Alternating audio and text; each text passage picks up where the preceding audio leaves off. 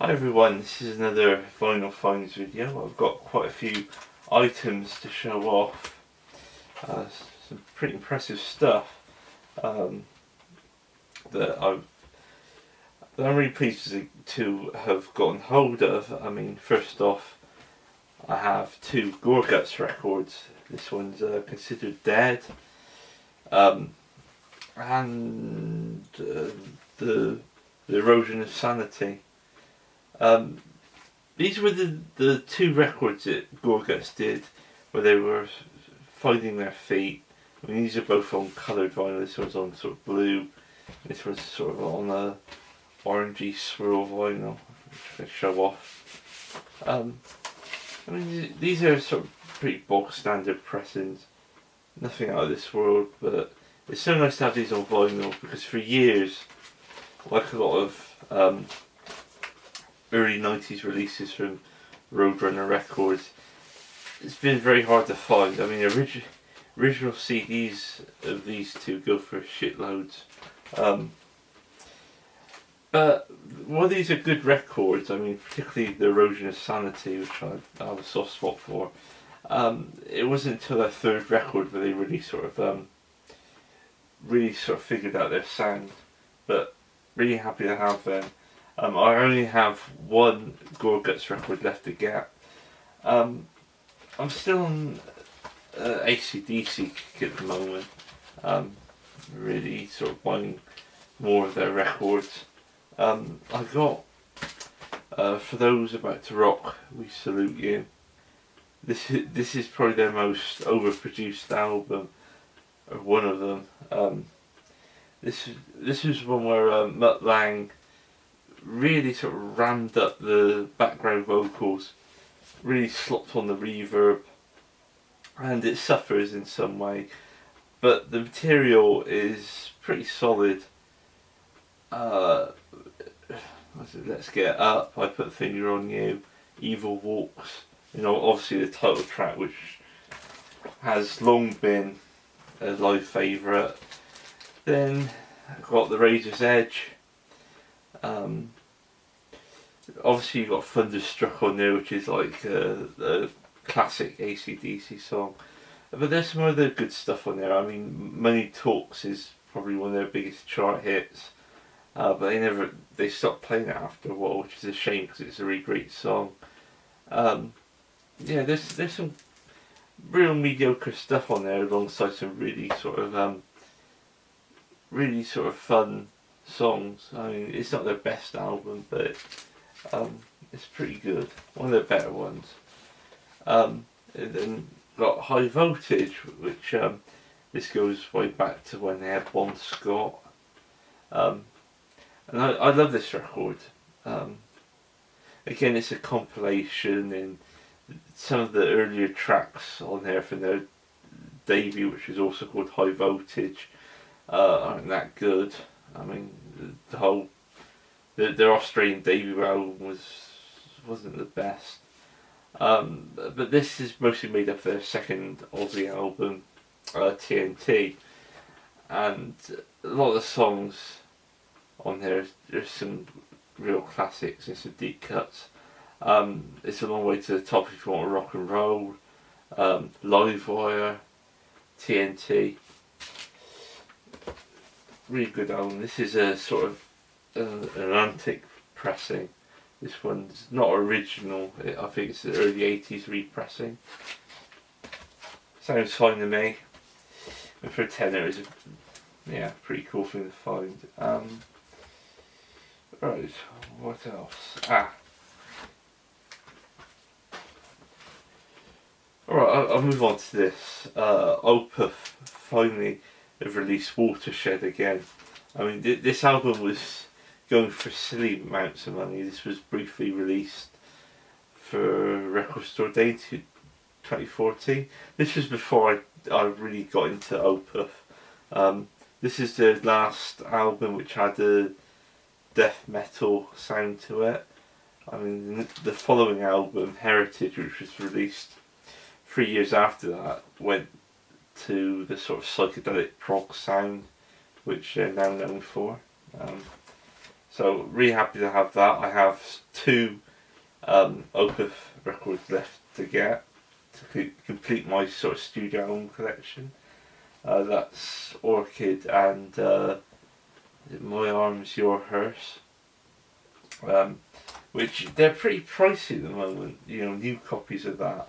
I don't know what's happening. I don't know if Spinefarm, who've currently got the rights to it, if they're sort of re-releasing them on black vinyl, because my copy of Morning Rise was on coloured, and I think the other two albums in that they released were on coloured vinyl, but hope to get my hands on them eventually. So yeah, I've been on a bit of a rock and roll kick at the moment. I do like a bit of 50s rock and roll. When I was in Cardiff, I managed to find one of my holy grails. I know. People might laugh. It's not a particularly rare album, which is a complete Buddy Holly. I mean, for someone who had such a short career, a career that was cruelly cut short, he did a hell of a lot of good music. I mean, I think records, 2, 3 and 4 of this are just all to all brilliant. Although by sort of the last record is maybe full of sort of oddities like that, interviews and stuff. There's a couple of early Waylon Jennings tracks, and the drummer doing a pretty lousy version of the Johnny O'Keefe song "Real Wild Child." Real Wild Child. Sorry. Yeah, this was well worth the £30 I spent on it. I don't know. It's not in the best of condition. I think one track has a lot of pops on it, but it's in fairly decent condition. I mean, inside all the inserts are in perfect shape. There's even sort of all the sort of there's even a sort of poster. This is in excellent condition. I've been after this record for a while. I mean, I saw a copy of this in a record store in Taunton and sort of passed on it, and I was thinking, I've always wanted that. I mean, I missed out on there's a big CD box set which Universal released back in 2009, where they had everything that Buddy Holly did, even like full takes, full starts, everything. Maybe that was a bit overkill, but yeah, there's about 3 records of brilliance in that. So I think that probably distills down everything Ray did. Also got this. Little Richard, the mono box. I mean, his first 5 albums. This was just dirt cheap, so I just went for it. I mainly got it because of Frank Zappa. He was a big fan, and he did a cover of Directly From My Heart on Weasels Rip My Flesh. So 5 records. There's a booklet. So yeah, that was a bit of a bargain. So let's see if we can there.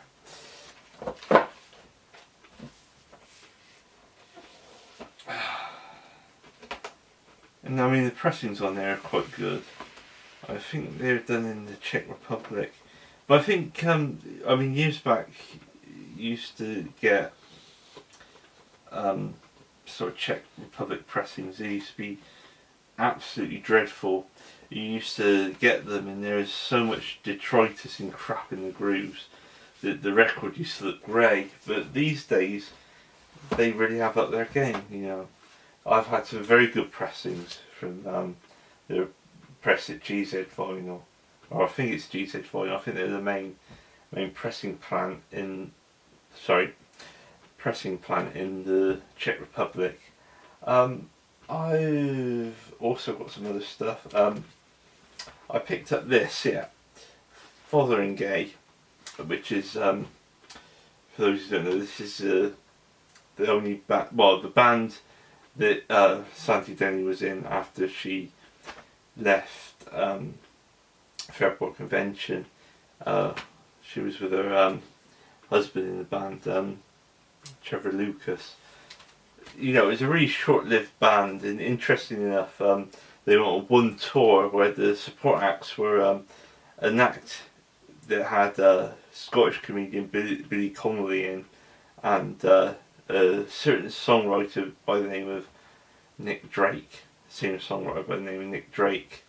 I mean, this is an album that I've always thought is the weakest of Sandy Denny's albums, of all the albums she released. But it does have one track on here which I absolutely love, and that's Banks of the Nile, which is the final song on this album. But I've given it another listen and I am starting to warm to it. I don't particularly think that much of Trevor Lucas's contributions to the album, but I still enjoy it. It's I think it's better. I think it's better than that one that Sandy Day did when she returned to Fairport Convention. They're round about on the same level. So I bought a couple of albums in Frome recently. I was doing a bit of trading. This store I run with my family. Selling soap and cosmetics, and I snuck off for a little while, and I bought this record and this record. So first up, this is Argent, All Together Now. Funny enough, I actually interviewed Rod Argent, and it was quite a good interview. He's a very chatty sort of guy. He was telling me about how him and his bandmate from the Zombies, Colin Blunston, went on tour in the US and they didn't make a penny from it. But I bought this because it's got the track Hold Your Head Up on it. I love that song. Very sort of spacey sounding, psychedelic, a bit proggy, but not OTT. But this album, it's got some fun stuff on there. Tragedy, which is sort of a quite funky track. But the last track, where it goes into sort of Emerson, Lake and Palmer territory, don't like. Got this one, Boz Scaggs. This was the other one. I've got Silk Degrees on vinyl. I love that record. I know it's a bit of a cheesy sort of disco pop album, but I enjoy it. Maybe it's because it's got people from Toto on it, and I sort of grew up listening to my dad playing Toto records in the car, so I guess it stuck somehow. But this record is on a completely different level. This is his sort of proper debut. Although he did do an album that was released only in Sweden, but I think this is generally, canonically speaking, his debut, which he did in Muscle Shoals in Alabama with a real shit hot band, real great session musicians on this. It's got that sort of southern feel. So there's bits of soul in there. It's a bit sort of. There's even parts where he dabbles in country music. It's quite a good record. I quite enjoyed it. And last but not least is the last record I bought. Idols. Joy as an act of rebellion. I mean, Idols are a local band. They're sort of a post-punk stroke punk band. And this is their second album, and it's weird. This is a band I've known for a couple of years or so. 2-3 years. Like when I first got into them, they were playing free gigs in small venues in Bristol. And now, they're doing the sort of larger venues in Bristol, and you can't get a ticket for love nor money to see them play live. I mean, I've seen them play once, back in October, last October, and they did a couple of songs from this record. So it's a bit surreal seeing them at the moment. They're sort of critical darlings. This has got rave reviews. I know I've compared them to the Sleaford Mods, but this group has got more strings to their bow than the Sleaford Mods ever had. The Sleaford Mods were a good concept, but after a while it wore thin. But Idols, they actually have some songs that are quite catchy. The Danny Delco is one. It's more than just sort of sweary rants and things like that. Attacks on right-wing politicians and stuff. There's actually sort of a bit of a musical backbone to it. It's a very good record. And I know it's not for everybody's cup of tea, but this is a record worth listening to, because if you do like it, you'll love it. You go crazy over this band. They're not a band where many people sit on the fence about. They're a sort of love them or hate them band. So yeah, that's about it for now. I think I've started to slightly stop my vinyl buying for the moment. There's more video games during the sort of late end of the year, winter towards Christmas. So yeah, I'm going to be spending more money on video games. Because you've got Red Dead Redemption, you've got Fallout, the new Fallout game, and Valkyria Chronicles within the space of 2 or 3 months. It's crazy. So,